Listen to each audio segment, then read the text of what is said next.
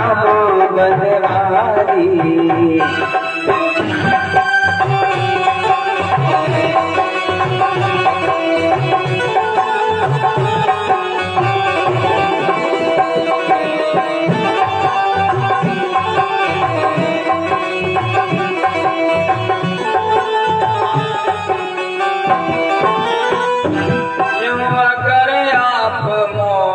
मुकर जाएंगे, क्यों अगर आप मोहन मुकर जाएंगे, अगर आप मोहन मुकर जाएंगे, क्यों अगर आप मोहन मुकर जाएंगे, तो भला हमसे पापी किधर जाएंगे, तो भला हमसे पापी किधर जाएंगे। जो करेंगे नहीं तो ये सच जानिए, करेंगे नहीं तो ये सच जानिए, जो करेंगे नहीं तो ये सच जानिए, जो करेंगे नहीं तो ये सच जानिए। आपका नाम बदनाम कर जाएंगे, आपका नाम बदनाम कर जाएंगे, आपका नाम बदनाम कर जाएंगे, आपका नाम बदनाम कर जाएंगे। राधा रमण गिरधारी, गिरधारी श्याम बनवारी, राधा रमण गिरधारी, गिरधारी श्याम बनवारी। मेरो राधा रमण गिरधारी, गिरधारी श्याम बनवारी, गिरधारी श्याम बनवारी, गिरधारी श्याम बनवारी, ओ गिरधारी श्याम बनवारी, गिरधारी श्याम बनवारी। मेरो राधा रमण गिरधारी, गिरधारी श्याम बनवारी। मेरो राधा रमण गिरधारी, गिरधारी श्याम बनवारी, ओ गिरधारी श्याम बनवारी, गिरधारी श्याम बनवारी। प्रेम से बोलो वृंदावन बिहारी लाल की जय हो। परम पवित्र स्थान गंगा जी का सुरम्य तट।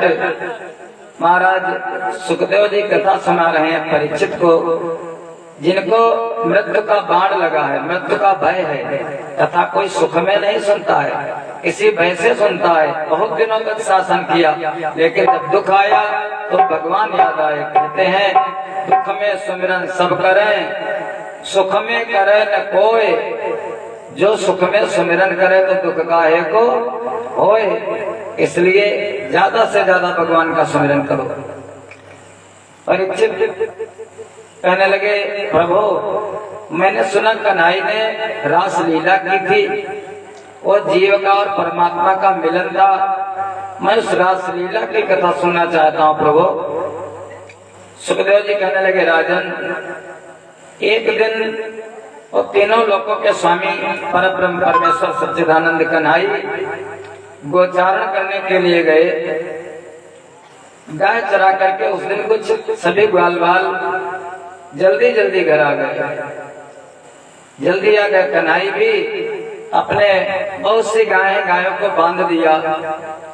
मैया बाबा से कहने लगे मैया हमने सुना है कि गांव में चोर आए हैं अपने यहाँ। हमने ये भी सुना जंगली जानवर कोई शेर आ गया है, इसलिए गौ माता को वो सता सकता है, खा सकता, मार सकता है। इसलिए आज घर में नहीं सोएंगे मैया, आज हम गौशाला में सोएंगे, गायों की रक्षा करेंगे। ये सब बच्चों की बहानेबाजी होती है। जैसे गांव में कहीं नाटक नौटंकी हो तो बाहर सो जाते हैं, बाहर से ही चले गए और फिर बाहर ही आ गए, लेट गए। कन्हैया ने कहा घर में नहीं सोऊंगा, आज वहीं गौशाला में सोऊंगा मैया। मैया ने कहा लाला, अरे बेटा तेरा घर है, चाहे घर में सो चाहे बाहर सो, इससे कोई हमें परेशानी, जहाँ तेरी इच्छा हो।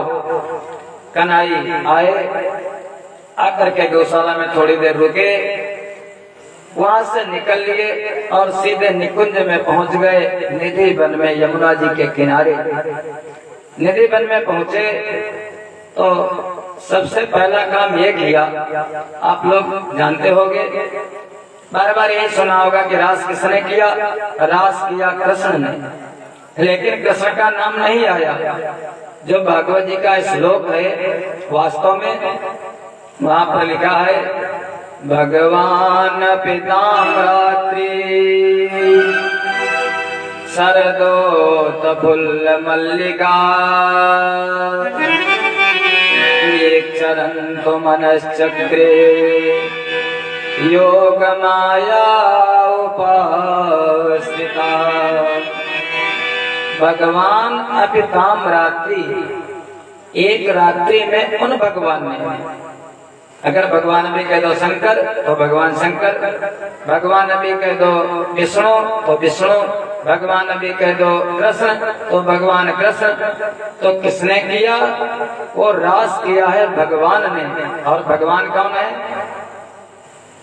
भगवान वही है जिनके पास कहते भग धनवान, भग माने 6 और वान माने धारण करने वाले, जो 6 गुणों को धारण करते हैं। हमारे महाराज जी बेड़ा मंदिर से पधारे, बहुत बहुत धन्यवाद महाराज जी को नमन करते हुए महाराज जी से आशीर्वाद की कामना।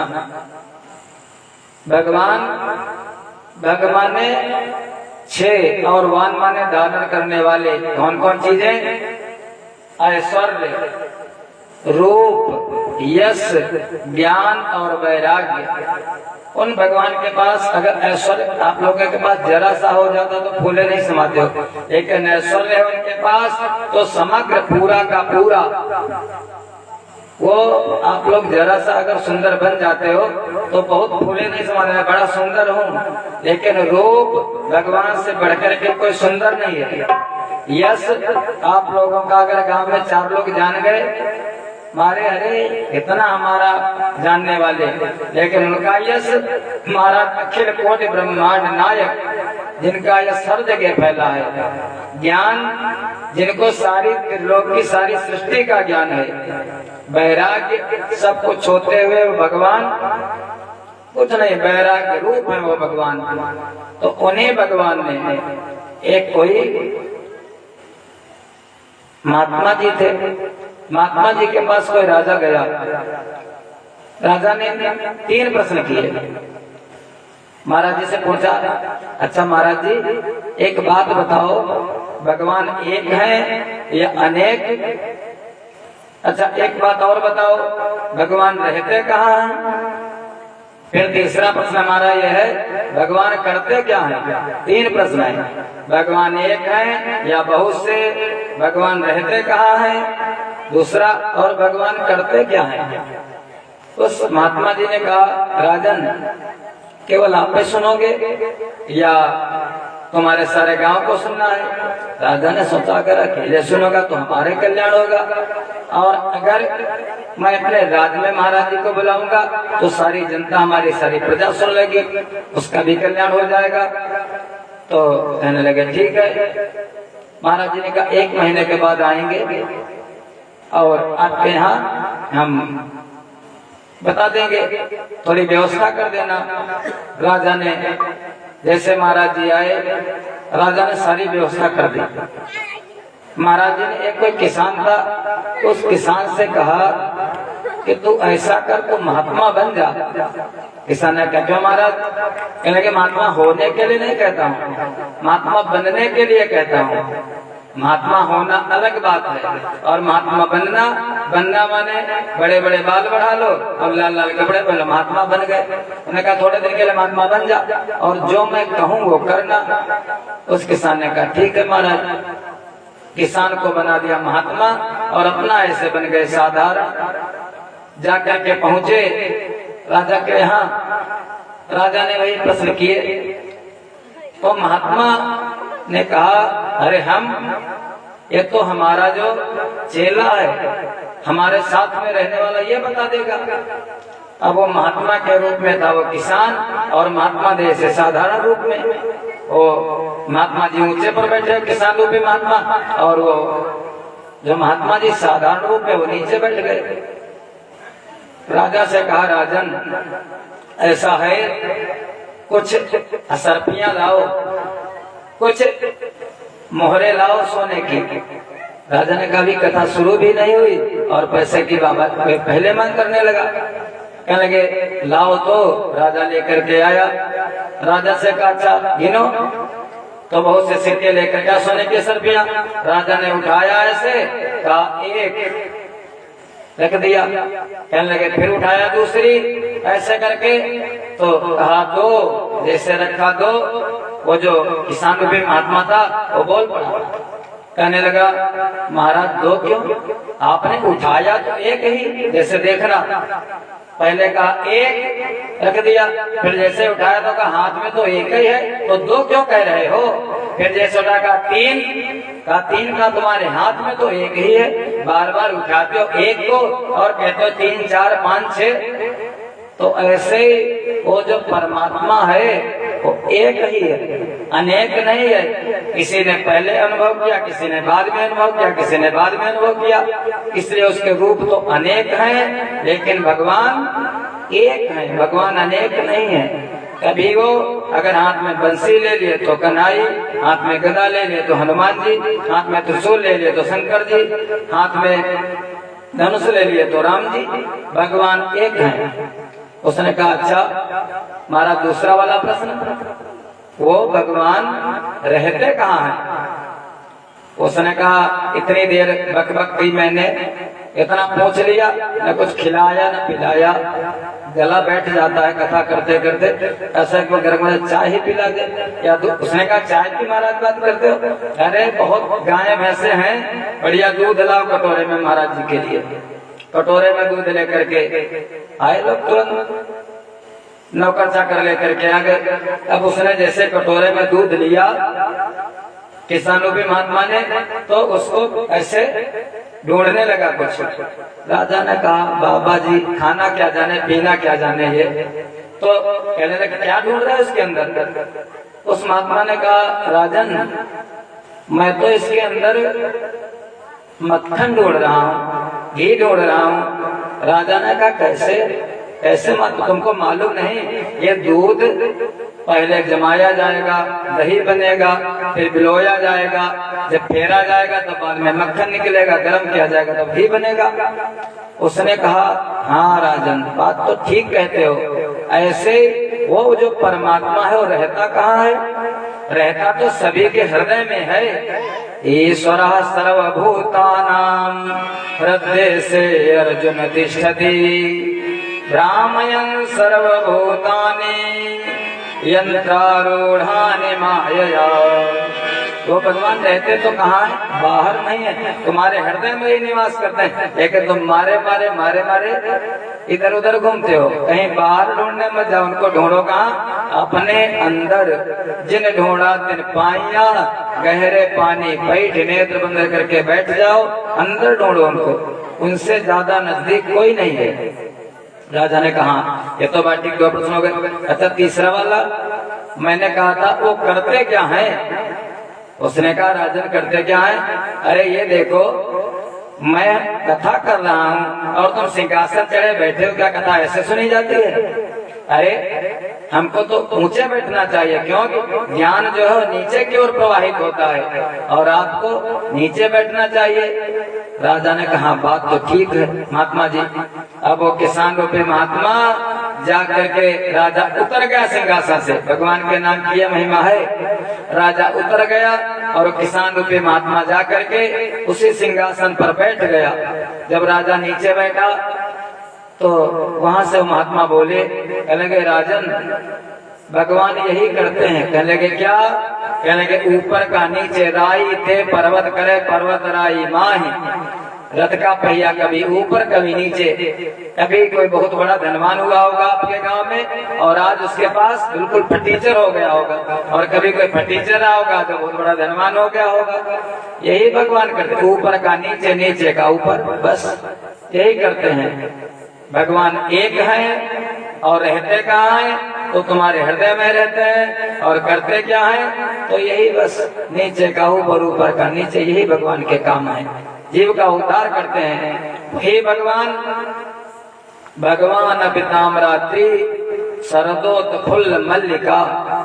कौन सी रात्रि है? उस दिन रात्रि है शरद पूर्णिमा की, जो भी आने वाली है आगे 15 दिन बाद, नवरात्रि के बाद जो होती है, शरद पूर्णिमा की रात्रि है। बिल्कुल दिव्य छटा, ऐसा चंद्रमा की ज्योत्सना, चंद्रमा का प्रकाश ऐसा होता, एक एक चीज गिन लो। वहीं पर मल्लिका के फूल लगे हैं, जैसे चांदनी होती सफेद बेला, ऐसे मल्लिका के सफेद सफेद फूल लगे हैं यमुना जी के किनारे। वीक्षरन्तो मनश्चक्रे योग माया उपासिता।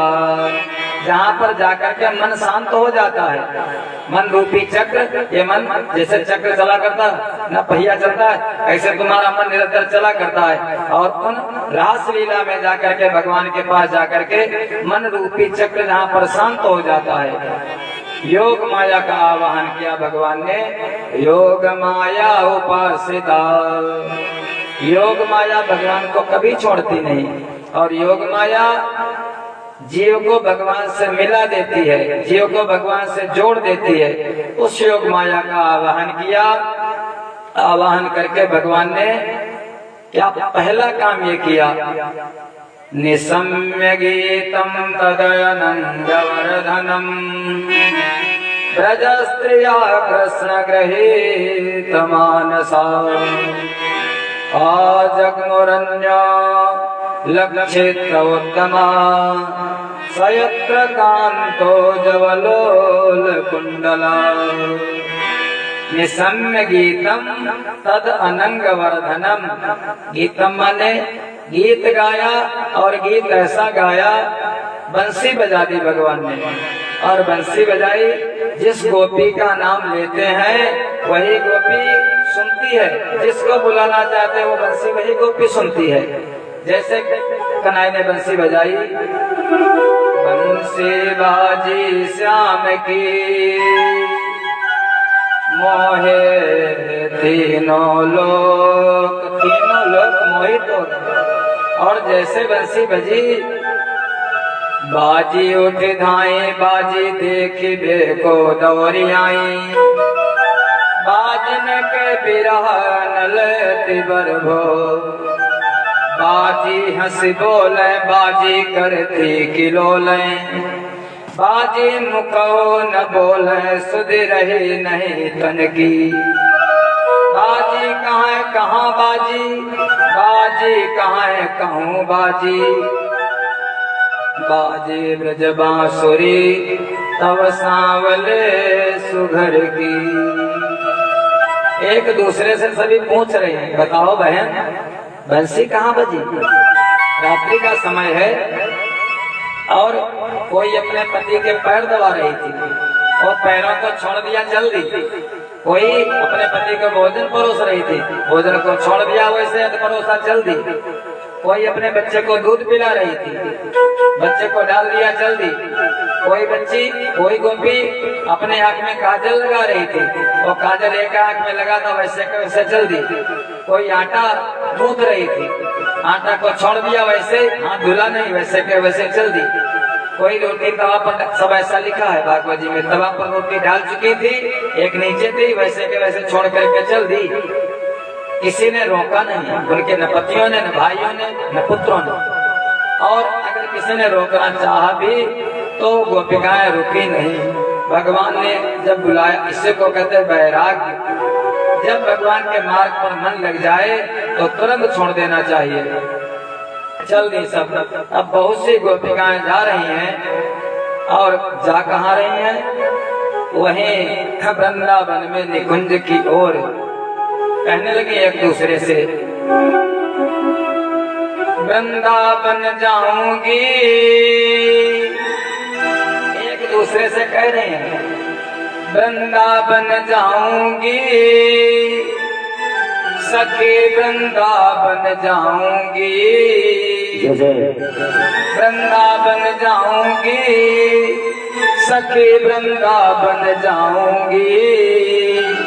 मेरे उठे ओ मेरे उठे ओ मेरे उठे बिरह की पीर सखी वृंदावन जाऊंगी। मेरे उठे बिरह में पीर सखी वृंदावन जाऊंगी, वृंदावन जाऊंगी सखी वृंदावन जाऊंगी, वृंदावन जाऊंगी सखी वृंदावन जाऊंगी।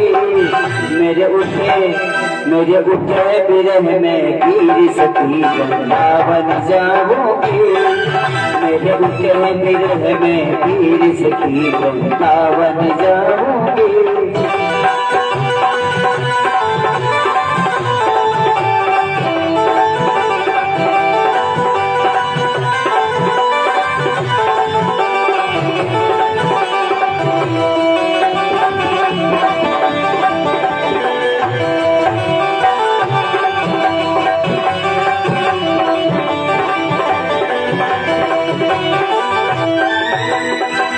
श्याम सलोनी सूरत के दर्शन करके, श्याम सलोनी सावन सूरत हो गई, श्याम सलोनी सावरी सूरत के दर्शन करके, हो श्याम सलोनी सावन सूरत दर्शन करके।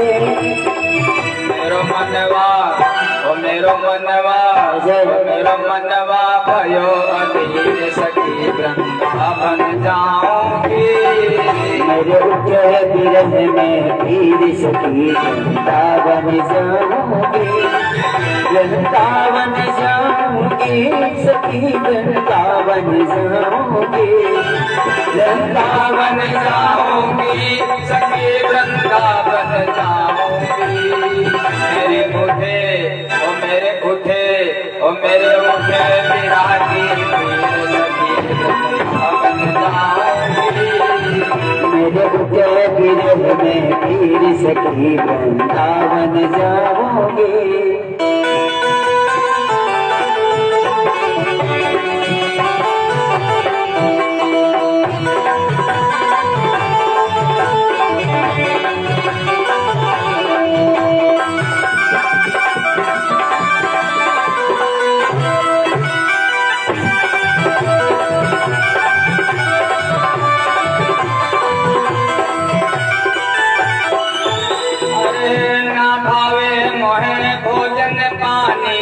श्याम की याद में ना भावे मुझे भोजन पानी श्याम की याद में, ना भावे मोहे भोजन पानी श्याम की याद में, ना भावे मुझे भोजन पानी श्याम की याद में।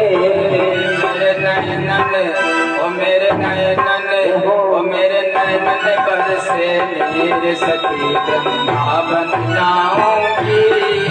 मेरे नैनन बरसे नीर सखी वृंदावन जाऊंगी, वृंदावन जाऊंगी सखी वृंदावन जाऊंगी, वृंदावन जाऊंगी सखी वृंदावन जाऊंगी, वृंदावन जाऊंगी सखी वृंदावन जाऊंगी।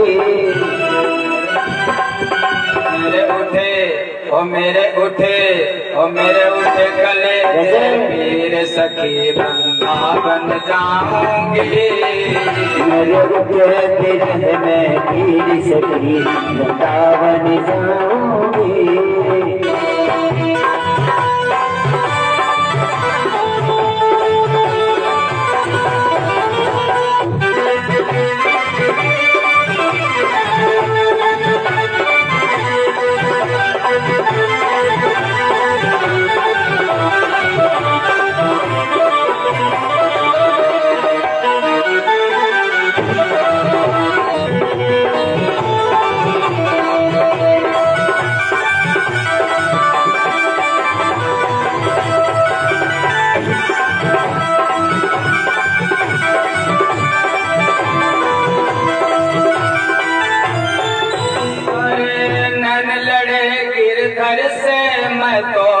पागल कर डाली।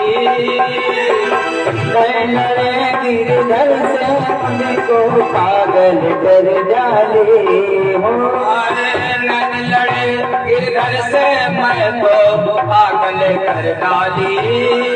नैन लड़े गिरधर से मुझको पागल कर डाले। कोई कैसे कोई कैसे दिखाओ दिल चीर सखी वृंदावन जाओगे। तुझे कैसे दिखाऊं दिल चीर सखी वृंदावन जाऊंगी। वृंदावन जाऊंगी सखी वृंदावन जाऊंगी।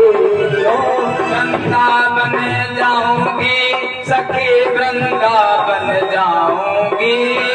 वृंदावन जाऊंगी वृंदावन जाऊंगी। मेरे उठे मेरे उठे कलेजे पीर सखी वृंदावन जाऊंगी। मेरे उठे गिरह में पीर सखी वृंदावन जाऊंगी।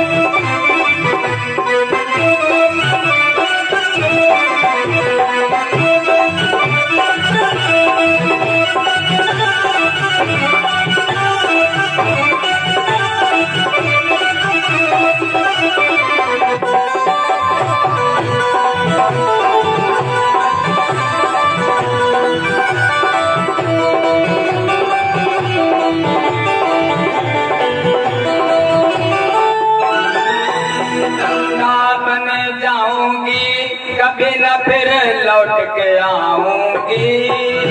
वृंदावन जाऊंगी कभी ना लौट के आऊंगी।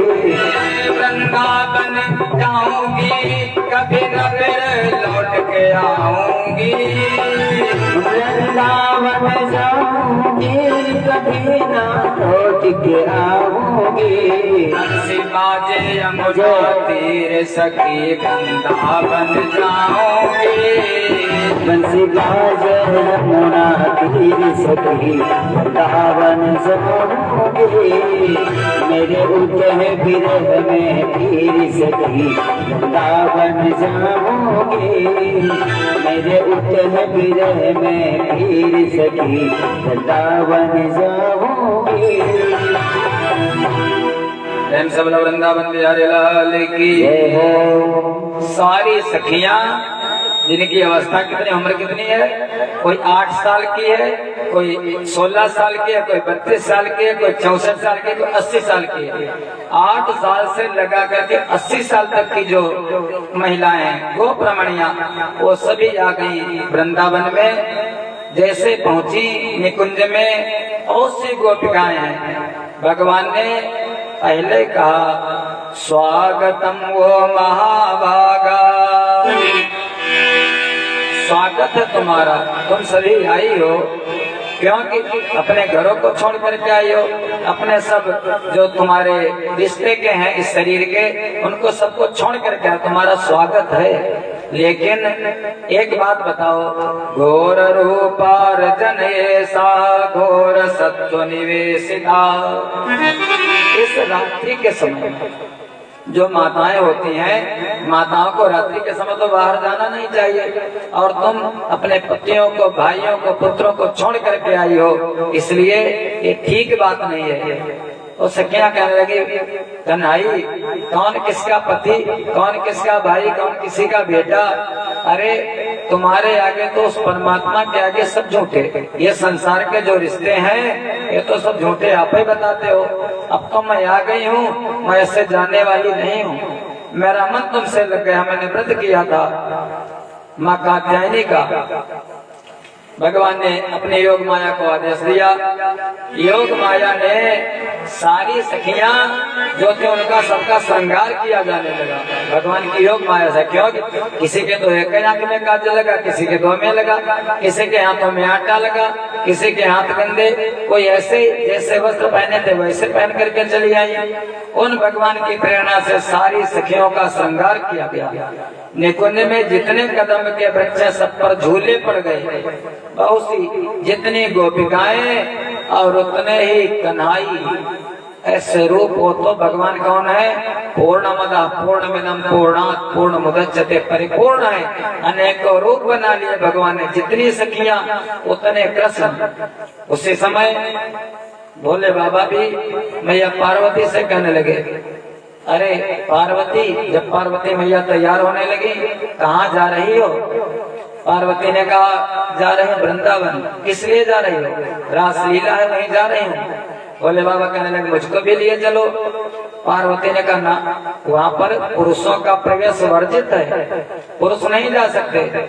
भोले बाबा कहने लगे, अरे नहीं पुरुष जा सकते, स्त्रियां जा सकते हैं? कहने लगे हाँ। कहने लगे, पर तुम्हारी तो बहुत साड़ियां हैं पार्वती, बहुत लहंगे हैं, बहुत से, हमको तो गिनती नहीं तुम्हारी कितनी है। आजकल माताओं की भले को जैसे पति लोग हैं उनकी तो पैंट शर्ट गिनती होगी 2, 4, 5, लेकिन हमारी माताओं की साड़ियों की भैया गिनती नहीं होगी। किसी के घर में कितनी है साड़ियाँ, और कितने भी रखी हो फिर भी लेने में बस साड़ी चाहिए। कोई करवा चौथा साड़ी चाहिए, होली है साड़ी चाहिए, दिवाली है साड़ी चाहिए, कितनी गिनती नहीं होती।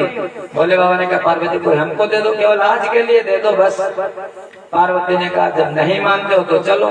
अब भोले बाबा के मोटे मोटे हाथ, लंबा लंबा तगड़ा शरीर, माँ पार्वती ने भोले बाबा का विधिवत श्रृंगार किया। कहने लगे, जटा इतने उलझे, सुलझाने में बड़ा टाइम लगेगा।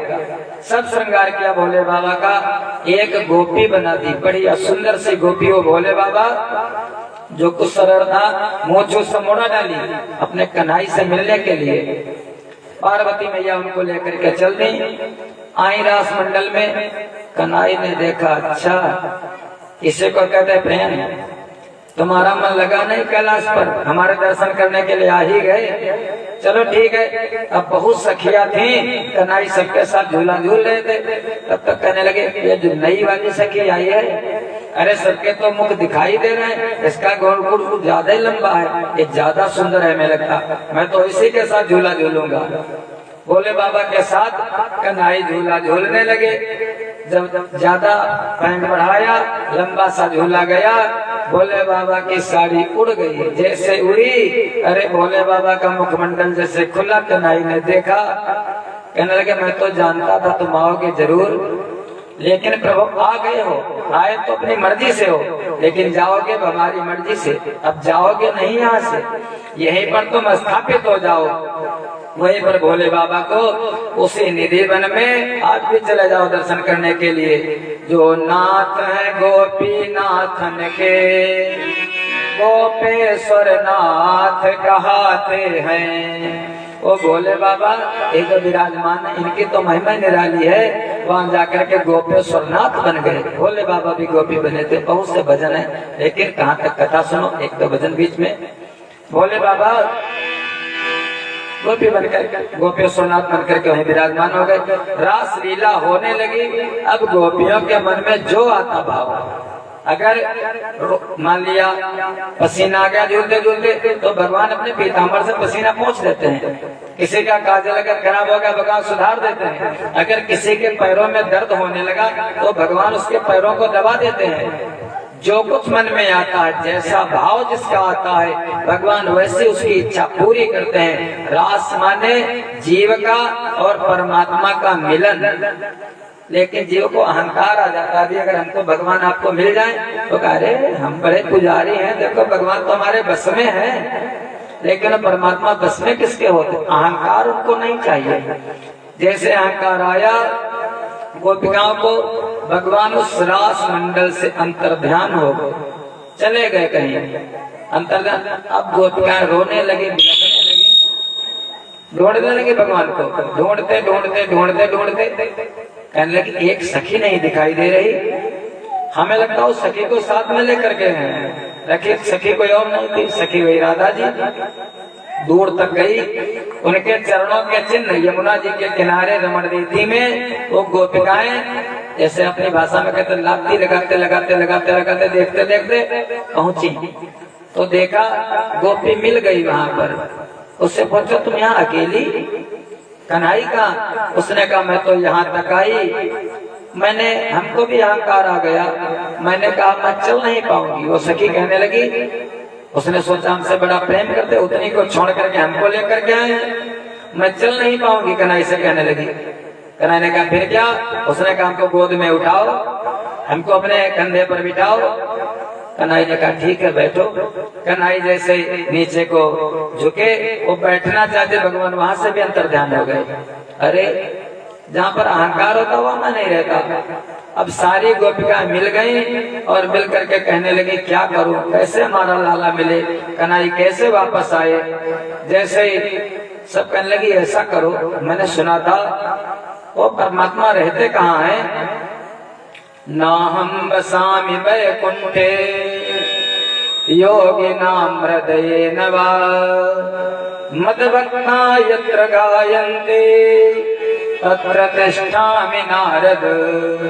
ना हम बसामि वैकुंठे, मैं वैकुंठ को त्याग देता हूँ, योगी नाम हृदय, योगियों के हृदयों को मैं त्याग देता हूँ, और जहाँ पर मेरे भक्त मेरा कीर्तन करने लगते हैं वहीं पर मैं निवास करने लगता हूँ, वहीं पर निवास करता हूँ। अब कोई सखी कीर्तन करने लगी, रासलीला वहीं से शुरू हुई। जो आप लोग झांकी देखते हो, रासलीला देखते हो, वहीं पर ललिता, विशाखा, चंद्रावली, बली, मधुरिमा, जितनी भी सखियां हैं वो सभी, कोई कृष्ण बन गई, कोई राधा बन गई, कोई सखी बन गई, कोई गोपी बन गई।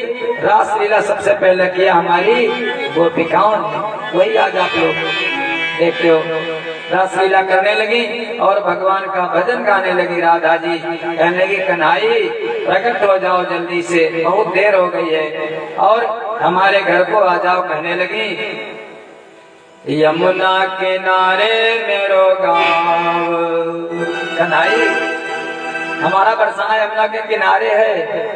यमुना किनारे मेरो गाँव सांवरे आई जइयो, यमुना किनारे मेरो गाँव सांवरे आई जइयो, यमुना किनारे मेरो गाँव सांवरे आई जइयो।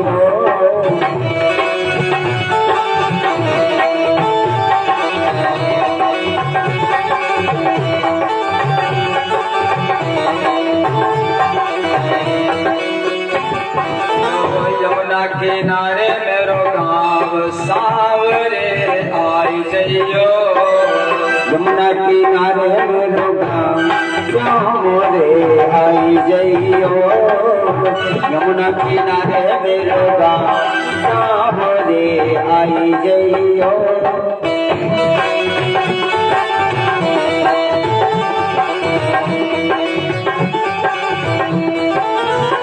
यमुना किनारे मेरी ऊंची हवेली, यमुना किनारे मेरी ऊंची हवेली, यमुना किनारे मेरी ऊंची हवेली, यमुना किनारे मेरी ऊंची हवेली। मैं ब्रज की गोपिका नवेली, मैं ब्रज की गोपिका नवेली, मैं ब्रज की गोपिका नवेली, मैं ब्रज की गोपिका नवेली। राधा रंगीली मेरो नाम जय राधा रंगीली मेरो नाम प्रेम रस पाई जइयो, यमुना किनारे मेरो गाँव सांवरे आई जइयो।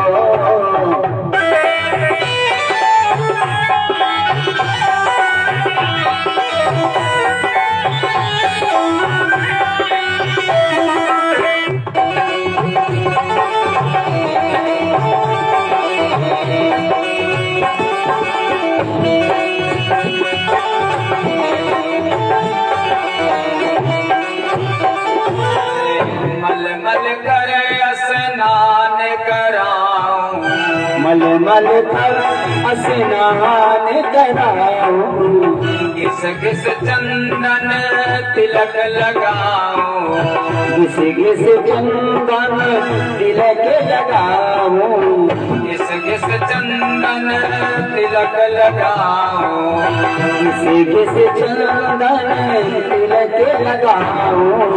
पूजा करोगे सुबह शाम भैया, पूजा करोगे सुबह शाम, प्रेम रस पाई जइयो, जमुना किनारे मेरो गाँव सामोरे आई जइयो।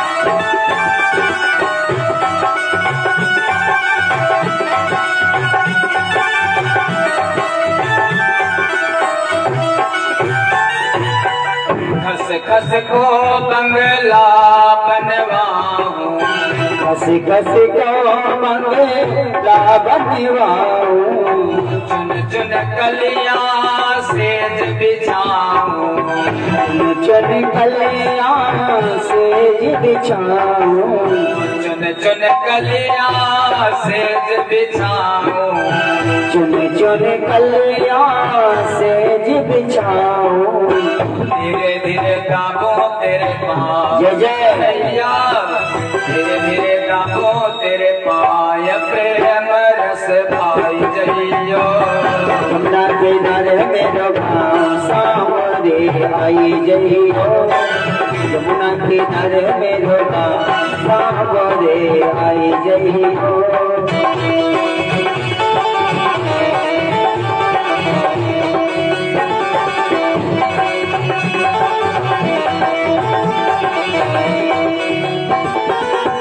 तुमसे फंस गयो चित्त हमारो, तुमसे फंस गया चित्र हमारो, तुमसे फंस गयो चित्त हमारो, तुमसे फंस गया चित्र हमारो, तन मन धन सब तुम परवारो, तन मन धन सब तुझ परवारो, तन मन धन सब तुम परवारो, तन मन धन सब तुम परवारो। अटकी रहो मेरो गाँव दस भाई जइयो, यमुना किनारे मेरो गाँव सामोरे आई जइयो, यमुना किनारे मेरो गाँव सामोरे आई जइयो, यमुना किनारे मेरो गाँव सामोरे आई जइयो। जैसे सखियों ने पुकार की, भगवान भक्तों की पुकार बड़ी जल्दी सुनते हैं, भगवान वहीं पर प्रकट हो गए। जैसे प्रकट हुए सभी सखियां भगवान से क्षमा मांगने लगी, विनती करने लगी। अब गोपिकाओं का प्रेम कैसा है? भक्ति तो सभी लोग करते हैं, लेकिन थोड़ा कठिन है, समझने की प्रयास करेंगे। भक्ति जो गोपिकाओं ने की वो कैसी है? वो प्रेमा भक्ति है। प्रेम में कोई मर्यादा नहीं होती। जो विद्वान लोग करते हैं, संत लोग करते हैं, वो करते हैं अनुरागात्मिका बैठी, जो विधि विधान के साथ करते हैं। और ये जो गोपिकाएं करती हैं, ये अनुराग है भगवान से लगा। जैसे भी हमारा कन्हई प्रसन्न रहे, वैसे जैसे किसी से प्रेम हो जाता है तो प्रेमी का मन क्या होता है? अरे यार, हमारा प्रेमी जहाँ कहीं भी रहे वो सुखी रहे बस। वो प्रेमी एक दूसरे को कभी दुखी नहीं देखना चाहता। एक बार भगवान के सर में हुआ दर्द, कहाँ? बैकुंठ में। भगवान नारायण के मस्तक में दर्द होने लगा, बहुत तेज दर्द। अब दर्द ठीक है ना हो। अश्विनी कुमार वैद्य इत्यादि बहुत से आए, बहुत दवा हुई, लेकिन भगवान का दर्द ठीक होने वाला नहीं। बहुत डॉक्टर वैद्यों को दिखाया। तब तक एक दिन देवर्षि नारद पहुंचे। जब नारद जी पहुंचे, कहेंगे प्रभु बड़ा कुछ सुस्त हो, क्या मामला है? नारायण ने कहा, नारद बड़ा दर्द है। सर दर्द बहुत कर रहा है। कहने के ठीक कैसे होगा प्रभु? किसी डॉक्टर को नहीं दिखाया? कहने के डॉक्टर को दिखाया तो, लेकिन किसी वैद्य ने बताया है अगर किसी भक्त के चरणों की धूल मिल जाए, किसी भक्त के चरणों की रज मिल जाए और वो अगर तुम अपने माथे पर लगा लो तो तुम्हारा सर दर्द बंद हो जाएगा। नारद ने कहा अच्छा अभी जाता हूँ भाई, देखता हूँ, प्रयास करता हूँ। जबकि नारद क्या भगवान के भक्त नहीं थे? नारद भी तो भक्त हैं भगवान के, अरे परम भक्त हैं। लेकिन ये नहीं मन में आया अरे अपने चरणों की रज देते भगवान का दर्द ठीक हो जाता। लेकिन उन्होंने कहा पाप लगेगा, मैं अपनी चरणों की धूल कैसे दूं? क्या कोई भगवान के माथे पर पैर रखेगा? कितना भी पापी आदमी हो, कोई अपने चरण की रज लेगा भगवान को? अरे पूरे पहले स्वर्ग और जो अन्य लोग वहां पर ढूंढा, नहीं मिली। फिर पृथ्वी लोग पर आए, अरे बड़े बड़े संतों के पास, बड़े बड़े भक्तों के पास, बड़े बड़े महात्माओं के पास गए, भैया चरणों की धूल चाहिए। किस लिए? भगवान के सर में दर्द हो रहा है। कोई देने के लिए तैयार नहीं, भक्त सब भगवान के हैं लेकिन कोई तैयार नहीं। अरे भगवान के दर्द हो रहा है, भगवान का दर्द ठीक हो या ना ठीक हो, लेकिन मैं तो भैया अपने चरणों की रजा कर दूंगा, नरक जाऊंगा क्या? नरक नहीं जाना हमको। आए पहुंच करके वृंदावन, वृंदावन में गोपिकाएं थी। गोपिकाओं से कहा आज प्रभु के मस्तक में दर्द है, उनको चरण की धूल चाहिए। गोपिकाओं ने कहा अच्छा। उनके चरणों में जो कुछ मिट्टी लगी थी उसको तुरंत एक कपड़ा बड़ी सी पोटली रखी मोट और उसमें झाड़ दिया।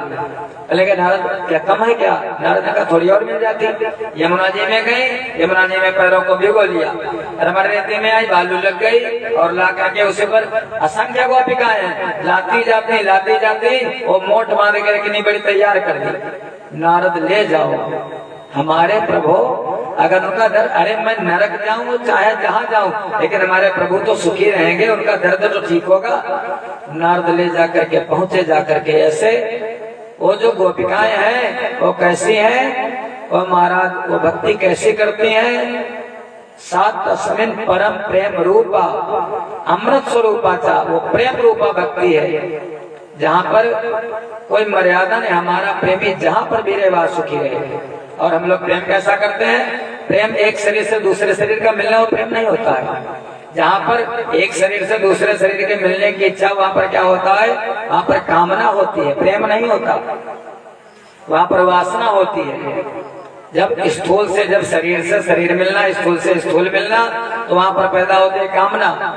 जब मन से मन मिल जाता है तो वहाँ पर पैदा होता है प्रेम। और जब आत्मा से आत्मा मिलती है तो वहाँ पर पैदा हो जाती है भक्ति। साधारण नहीं है। या ऐसे समझ लो जैसे दो बर्फ की टिकिया लो, या फ्रिज में, सबके घर में दो बर्फ के टुकड़े उठाओ फ्रिज से जमे हुए, और उन दोनों टुकड़ों को आपस में जोड़ो। जैसे मिट्टी के दो लोंदे होंगे उनको तो आप लोग जोड़ लोगे, लेकिन बर्फ के दोनों टुकड़ों को जोड़ो। फ्रिज घर में नहीं है, सबके घर में होगा। वो दो बर्फ के टुकड़े रखना और आपस में जोड़ना। जुड़ेंगे कभी? कितना भी प्रयास करोगे नहीं जुड़ेंगे। या दो आइसक्रीम बेचने वाला आ जाए, दोनों टिकिया लेना, जोड़ना, कभी नहीं जुड़ेंगे आपस में। लेकिन थोड़ी देर एक कटोरा लेना, बड़ा सा भगोना लेना, और भगोने में दोनों टुकड़ों को डाल देना आधे घंटे तक। आधे घंटे बाद दोनों जुड़ेंगे नहीं जुड़ेंगे। अरे वो पिघल जाएंगे, और पिघल जाएंगे पानी बन जाएगा, वो एक में जुड़ जाएंगे। जब पानी बन जाएगा, पानी तो एक जैसा। वैसे तो टुकड़े बर्फ के अलग अलग हैं, लेकिन जब पिघल गए तो पानी एक जैसा। फिर उसके बाद उसी भगोने को उठाना और हीटर पर, गैस पर रख देना, गैस ऑन कर देना, बंद मत करना थोड़ी देर तक।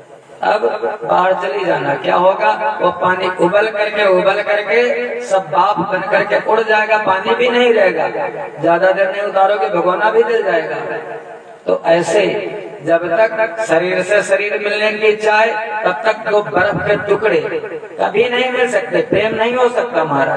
और जब मन से मन मिल जाता है, वो जब बर्फ पानी बन गया तो समझो मन से मन मिल गया, वहां पर पैदा हो जाता है प्रेम।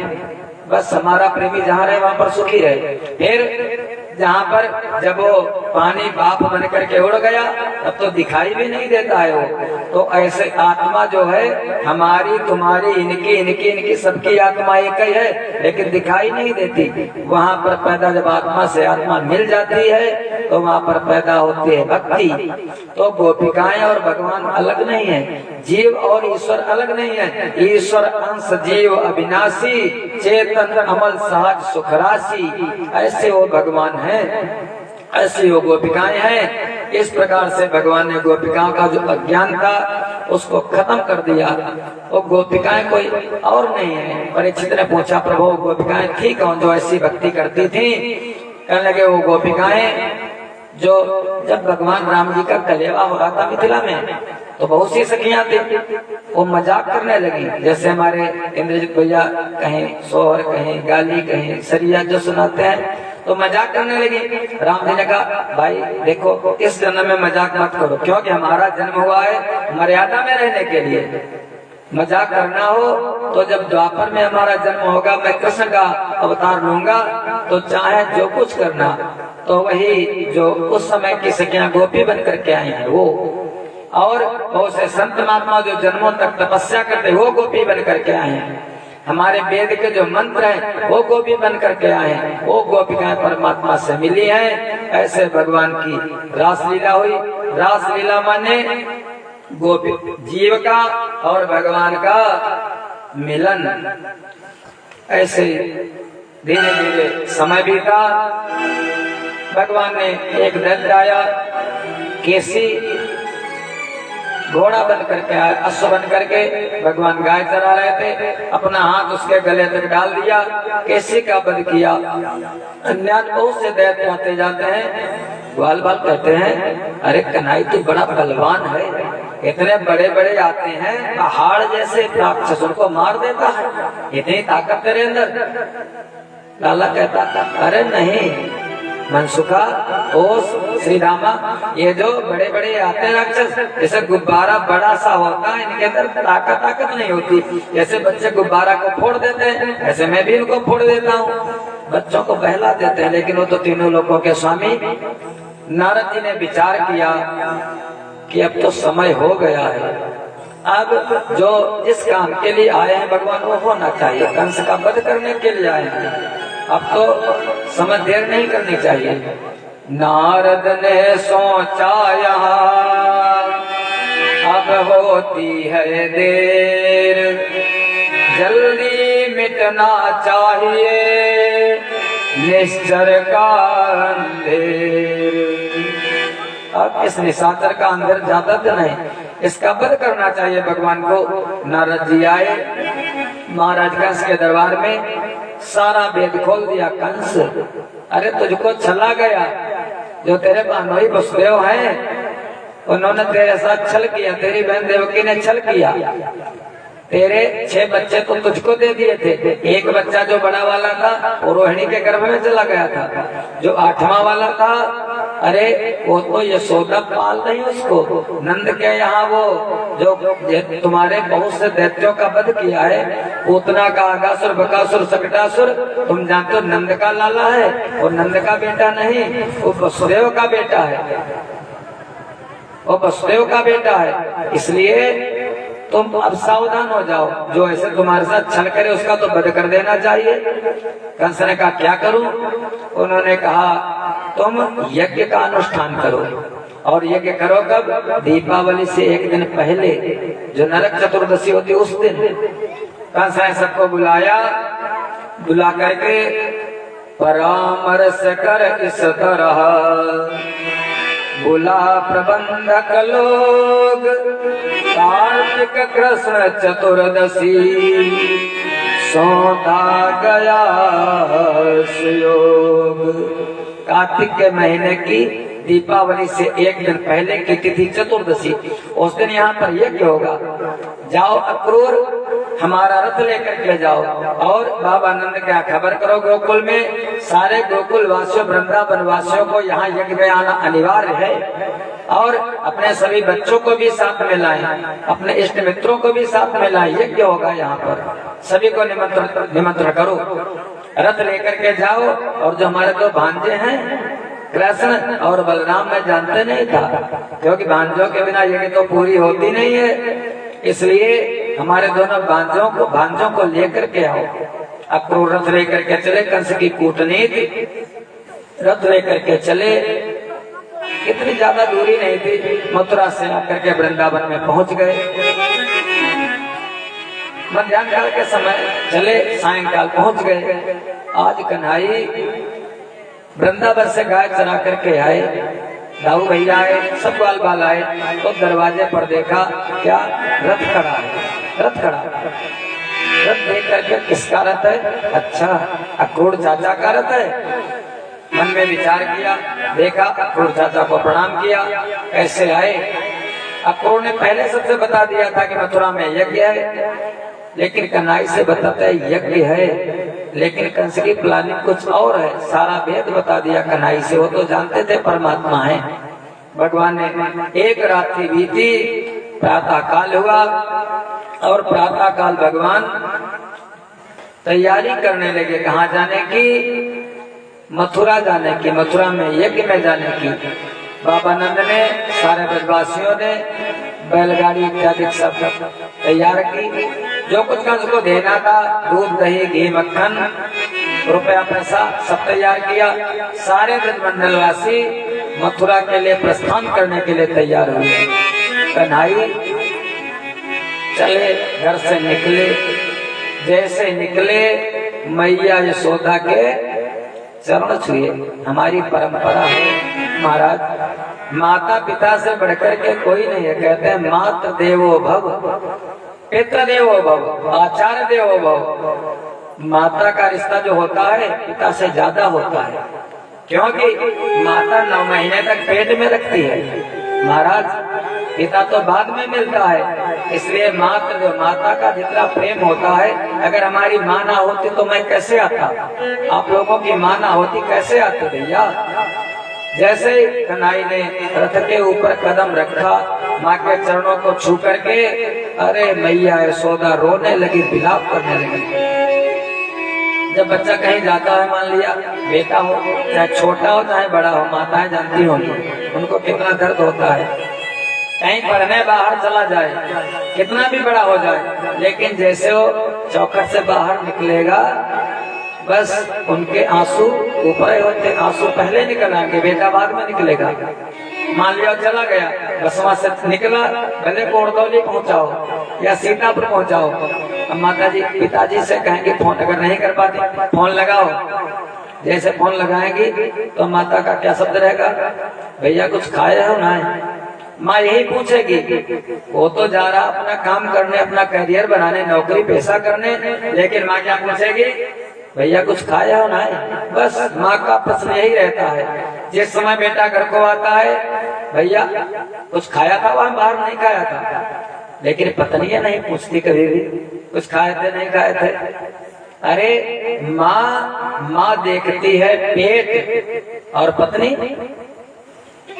मालूम नहीं मालूम? पत्नी देखती है जेब, पत्नी पेट नहीं देखती, पत्नी जेब, वो अपने बच्चे का पेट देखती है। वो माँ होती है ना, माता का मातृत्व।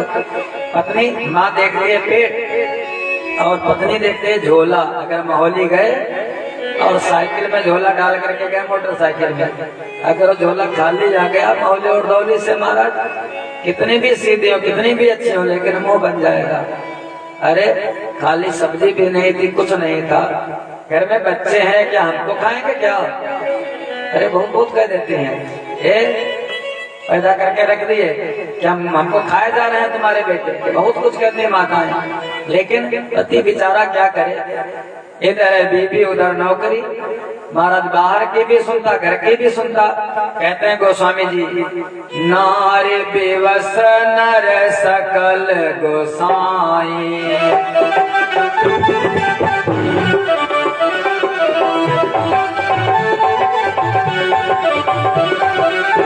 नारी बेवस नर सकल गोसाई,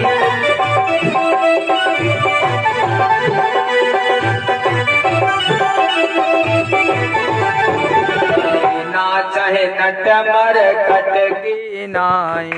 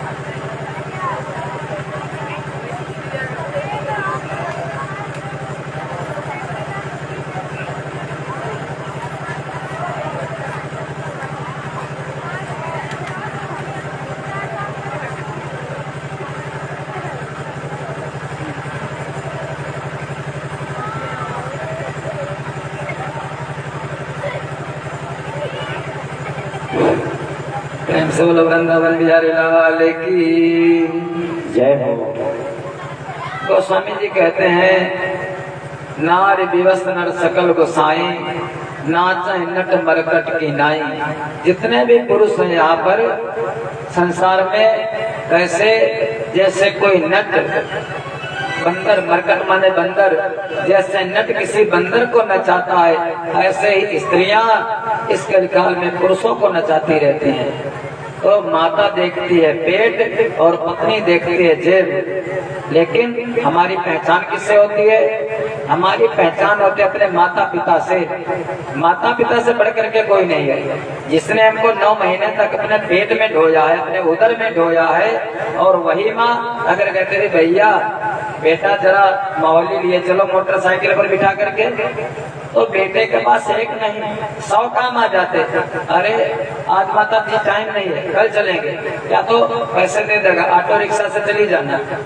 लेकर अगर पत्नी कह दे चलना है सीतापुर, तो मोहल्ले के पास सीतापुर का लंदन लखनऊ कानपुर का है, और तैयार मारा। बताओ मोटरसाइकिल से, बताओ 4 रुपए, बताओ पैसे ले चलूं। वो माता से प्रेम नहीं, प्रेम किससे हो जाता है? पत्नी से हमारा। लेकिन हम लोग जब वही माँ वही पिता जो घर में हमको पाल पोस करके बड़ा कर दिया, और हम लोग जब वो बूढ़े हो जाते हैं माता पिता, तो क्या कहते हैं? माता जी मेरे पास रहती हैं, पिताजी मेरे पास। घर माता पिता का है, लेकिन वो बेटा कहता माता जी हमारे पास रहती हैं। पिताजी, अरे खाली इतना अगर कह दो कि मैं पिताजी के पास रहता हूँ, मैं माता जी के पास रहता हूँ, क्या तुम्हारी जबान टूट जाएगी तब क्या? अरे माता पिता को तो सब बनाकर, माता पिता ना होते तो हमारे शरीर कैसे मिलता है दुनिया में? तो माते कैसे? वो निमित्त तो तुम्हारे माते पिता हैं। जहाँ पर माता पिता का आदर होता है, जहाँ पर माता पिता का सम्मान होता है, वहाँ पर महाराज, जहाँ पर सुमति होती है, वहाँ पर क्या होता है? वहाँ पर जीव मनुष्य 80-80, 90-90, 100-100 साल तक जीवित रहने की इच्छा करता है। वहाँ पर ऐसा नहीं होता, सुख होता है। और जहाँ पर माता पिता का अनादर होता है, माता पिता को गाली दी जाती है, माता पिता को लात घूसा होता है, वहाँ पर क्या होता है? वहाँ पर 22-22 साल के नौजवान, अनुभव कर लेना, 20-20 साल के बच्चे चौरी लेकर के, रस्सी लेकर के लटक रहते हैं, सिलफांस का लेते हैं। उस घर में जहाँ पर माता पिता का अनादर होता, वहाँ पर कभी सुखी नहीं रह सकता वो। इसलिए माता पिता का सेवा करो, माता पिता का सत्कार करो, उनसे आप लोगों की पहचान है महाराज। माता पिता से बढ़कर के कोई नहीं है। जैसे कन्हैया ने पैर छुए मैया यशोदा के, मैया यशोदा कहने लगी, ओ वज्र हृदय टुकड़े हो जाए, ओ वज्र हृदय टुकड़े हो जाए, ओ नयनों अभी फूट जाओ।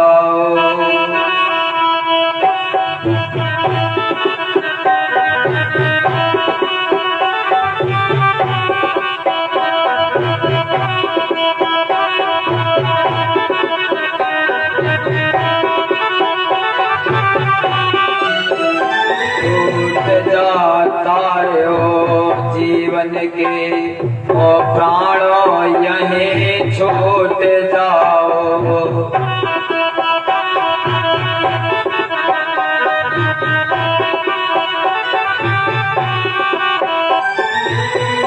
जीवन का जीवन जाता है, हाथ का सहारा जाता है।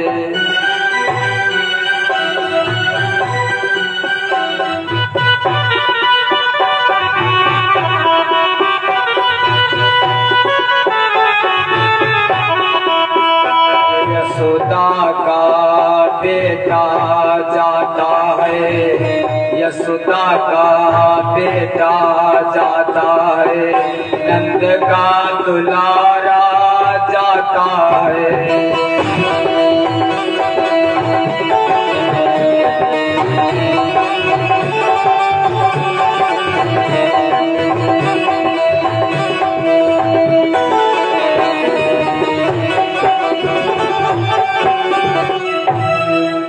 मैया ने बहुत मनाया, लेकिन कन्हैया ने कहा अरे यशोदा मैया, मैं जिंदगी भर के लिए नहीं जा रहा, बस वहाँ पर कंस मामा का निमंत्रण, ये कि मैं निमंत्रण होगा, खूब मजा करेंगे, एंजॉय करेंगे, आनंद लेंगे और बाद में फिर वापस आ जाएंगे। मैया कहने लगी हमें तो नहीं लगता कन्हैया, हमें बड़ा दुख हो रहा है, मन के हारे हार मन के जीते जीत। मैया यशोदा ने मन को शांत कर लिया। खबर पहुंची कहाँ? बादल छाया वृंदावन में, बिजली टूटी बरसाने पर। राधा जी तक खबर पहुंच गई, प्रसुभानुनंदिनी तक खबर पहुंच गई। ललिता, विशाखा, चंद्रावली, प्रभावती, असंख्य सखियां आकर के भगवान के रथ के आगे लोट पोट हो गई। राधा कहने की जाने नहीं दूंगी, कुछ भी हो जाए। लेकिन ललिता ने कहा अरे राधा क्यों, क्या बौरा गई हो क्या? बोर गई क्यों कृष्ण पर, क्या इनका ईमान, होते हैं आली सभी काले एक समान। अरे तुमको मालूम नहीं ये काला है कन्हई सांवला, जो काले होते हैं ना, जितने भी जीव एक के समान होते हैं, चाहे सांप हो, चाहे कौवा हो, चाहे जो कोई हो। अरे ये इससे तुम भला चाहती हो, ये भला रुकने वाला है। तब तक रथ के नीचे उतर आई ये मुरलीधर, जाने दूंगी न मथुरा नगरिया तुम्हें, जाने दूंगी न मथुरा नगरिया तुम्हें, छोड़ हम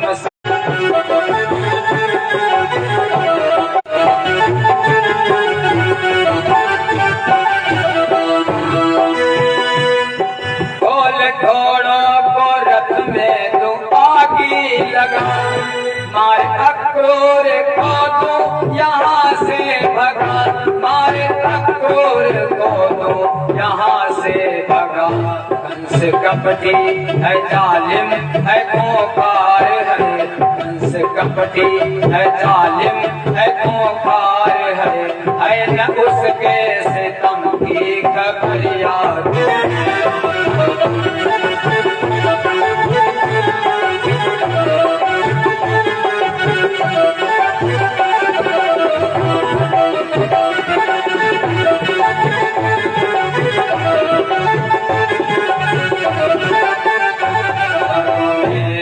के नीचे उतर आइए मुरलीधर, जाने दूंगी न मथुरा नगरिया तुम्हें।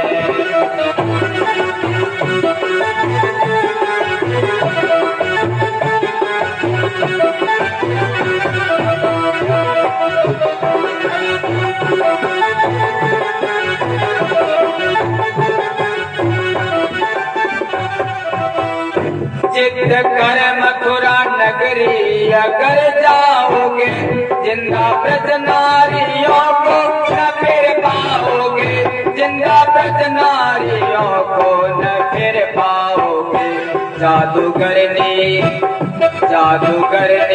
बड़ी मथुरा की नारियां, जादूगरनी बड़ी मथुरा की नारियां, लूट ले मारे तिरछी नजरिया तुम्हें।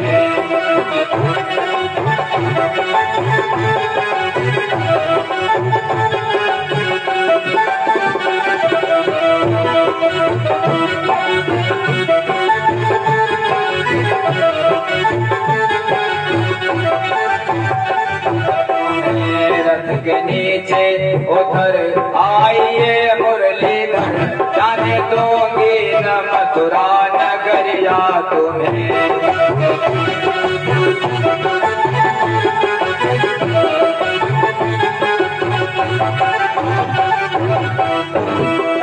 बसता ये चंचल की है बीनती, श्याम गोकुल से जाओ कहीं तुम मती, श्याम गोकुल से जाओ कहीं तुम मती। ताजा माखन खिलाऊंगी होते सुबह, ताजा माखन खिलाऊंगी होते सुबह, और गोरस की दूंगी गगरिया तुम्हें।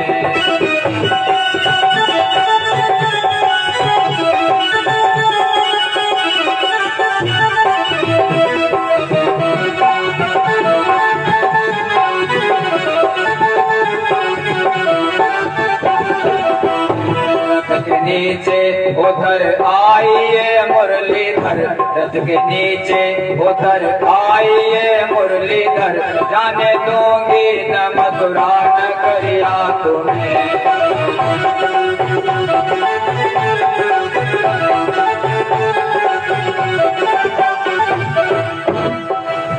भगवान को बार बार राधा जी रोकने लगी। कितना प्रेम था, वो राधा कृष्ण अलग नहीं, एक ही हैं, केवल हम लोगों के समझने का फर्क है, भेद है बस। बार बार विनती की, कन्हैया का राधा का विश्वास नहीं। अरे मैं आऊंगा घूम करके वापस आऊंगा। राधा ने कहा लग नहीं रहा। कन्हैया कहने लगे बंसी से तुम बड़ा द्रोह करती थी, तुम कहती थी बंसी बजाते रहते हो, हमसे प्रेम नहीं करते, बंसी से ज्यादा प्रेम करते हो। अरे राधे, ये बंसी मैं तुमको दिए देता हूँ, और अब विश्वास हुआ, मैं बंसी लेने जरूर आऊंगा। राधा जी को कुछ लग गया, हाँ हो सकता कन्हैया हमारा बंसी लेने के लिए आए, वो तो बड़े चलिया है, नाम का चलिया। अब राधा जी हट गई रथ के आगे से, अक्रूर ने रथ को चला दिया, क्षण मात्र में रथ ओझल हो गया। वो रसिक शिरोमणि कृष्ण चंद्र ने वृंदावन को ठुकराया, छोड़ बिलखते ग्वाल बालवा निर्मोही भी कहलाया। गीता की हर पंक्ति पंक्ति में प्रभु अर्जुन को बतलाते, छोड़ जगत नरसिंह भगत के झूठे सब रिश्ते नाते। वो बहुत रसिक जो थे कृष्ण जी। ये हमारे भैया 51 मुद्राएं श्री संत कुमार मिश्रा बहना से भगवान के चरण में 51 मुद्राएं दान कर रहे हैं, और 51 मुद्राएं श्री सुधाकर मिश्रा बहना से भगवान के चरण में दान कर रहे हैं, और 51 मुद्राएं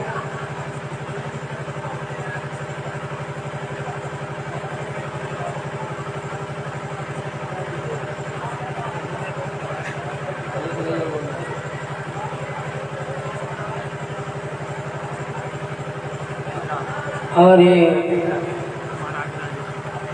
51 मुद्राएं उपेंद्र यादव यहीं के निवासी भगवान के चरण में दान कर, और 51 मुद्राएं नेतराम मिश्रा बहना से भगवान के चरण में दान कर रहे हैं। ये सभी दानी लोग हैं भाई।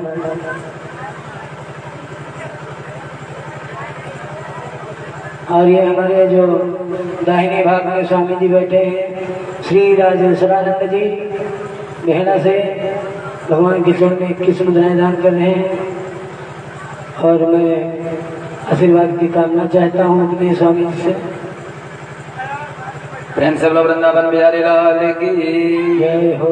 पुरानी याद आ गई। बेहड़ा से बड़ा हमारा प्रेम है। 2 साल तक हमारे महाराज जी लगातार, और बेहड़ा वाले दोपहर में भी आए थे और अब भी आए, लेकिन वहाँ पर सत्संग सुनते थे, ये सब नहीं होता था।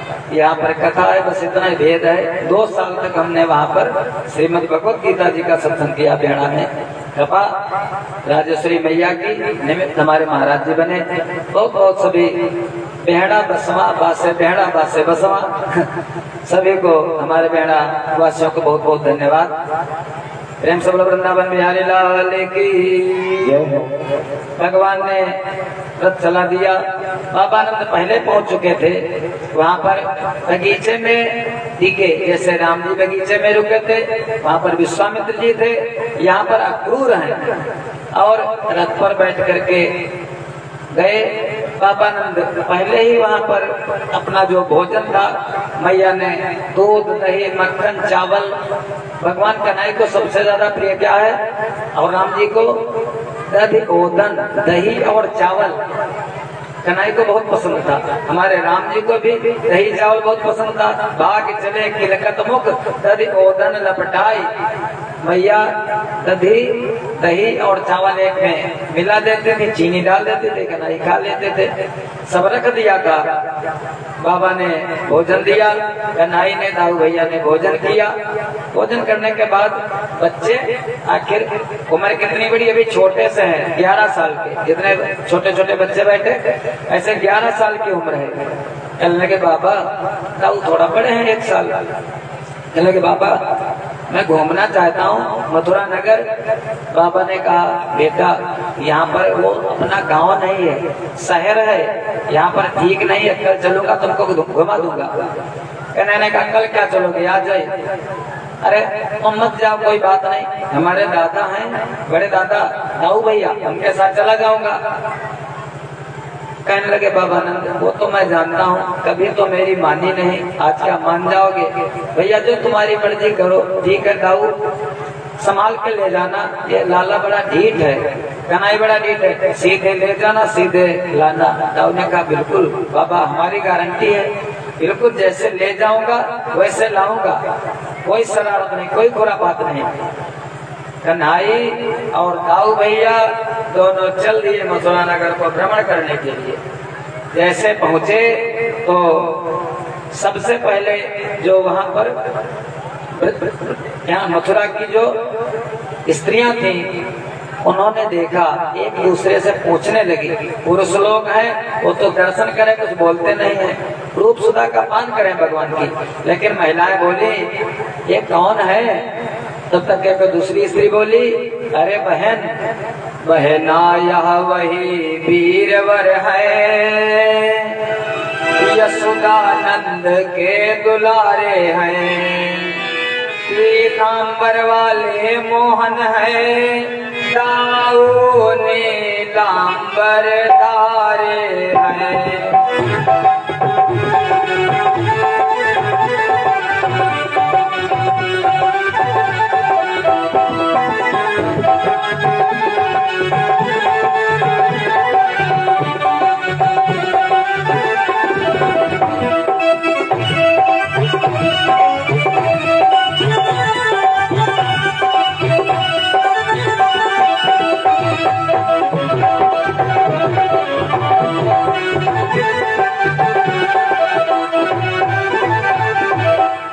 ये जो पीला वाला पहने हैं वो कन्हई है, और जो नीला पहने इनके बड़े भाई दाऊ हैं।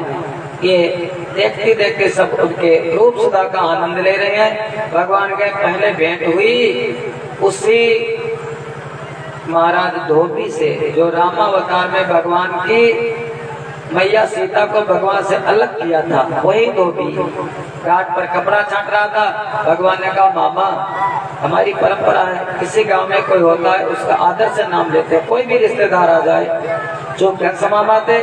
तो कन्हैया का मामा, अरे बड़े कपड़े हैं, हमारे ग्वाल वाला एक एक कपड़ा दे दो इनको, ये कि मैं जा रहे हैं, जब आएंगे तो तुमको वापस कर देंगे।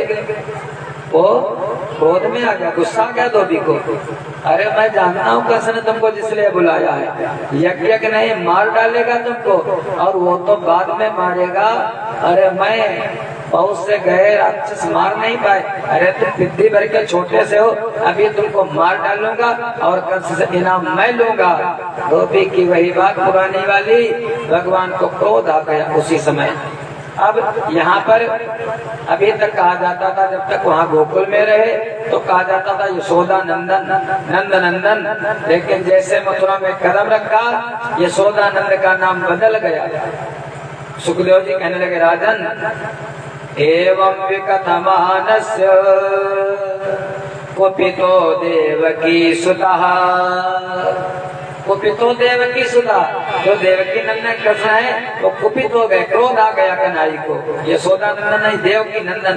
वसुदेव सुतम देवम कंस चाणूर मर्दनम, देवकी परमानंदम कृष्णम वंदे जगद गुरुम। मथुरा में तो देवकी नंदन, कुपितो देवकी सुता, रजकस्य कराग्रेण शिराकायात पातयत। रजकस्य कराग्रेण, एक ऐसा उसके थप्पड़ मारा कन्हई ने, ये थप्पड़ रखता तो गाल में, लेकिन गाल में थप्पड़ नहीं मारा। थप्पड़ कहाँ मारा? बस थप्पड़ मारा उसके गले पर। जैसे जूडो कराटे वाले नहीं होते, ईंट को तोड़ देते हैं, ऐसे ही कन्हई ने उसके सर को अलग कर दिया। जैसे बहुत बकबक कर रहा था, अब वो जो ग्वाल बाल थे सारे कपड़ों को लूट लिया। कोई पैजामा को हाथ में गले में डालता, कोई कुर्ता को पैर में डालता, तो ग्वाल बाल चरवाहे कपड़ा पहनना क्या जाने। तब तक एक दर्जी आ गया, और दर्जी का नाम गुणक आकर के कहने लगा, प्रभु आपकी आज्ञा तो इनको कपड़ों को सुधार दूं। वहीं एक दर्जी चतुर आया भक्त सुजान, प्रभु पद पंकज शीस धर बोला बुद्धि निधान। चरणों में गिर गया, प्रभु क्या इनके कपड़ों को सही कर दूं? कन्हई ने कहा नेकी वो भी पूछ करके। दर्जी ने सारे कपड़ों को सिल दिया, ग्वाल बालों को ठीक ठीक पहना दिया।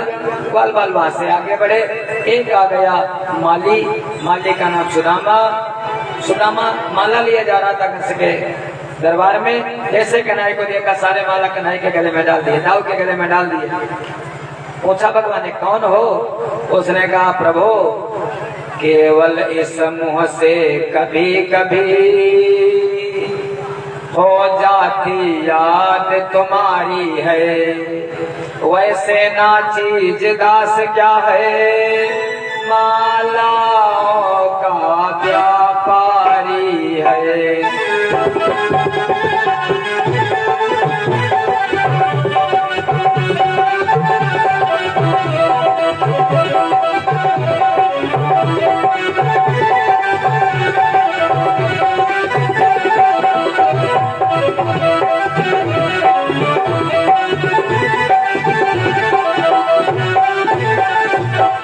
प्रभु मैं तो मालाओं का व्यापार करने वाला माली हूँ, हमारा नाम सुदामा है, लेकिन कभी कभी प्रभु आपकी याद कर लेता हूँ। मैं जानता हूँ कल से माला आपने को पहनाना है, इसलिए मैंने आज से माला पहना दिया। भगवान ने आशीर्वाद दिया, वो चला गया। तब तक भैया वहीं सड़क पर देखा एक आश्चर्य, जो ग्वाल बाल थे सब वो ताली बजा बजा करके हंसने लगे। अरे देखो देखो देखो, एक बुढ़िया 80 साल की, वो बुढ़िया 3 जगह से टेढ़ी, ऊपर निकला ऊपर से, और पता नहीं कितना कुरूप। और अच्छा ठीक,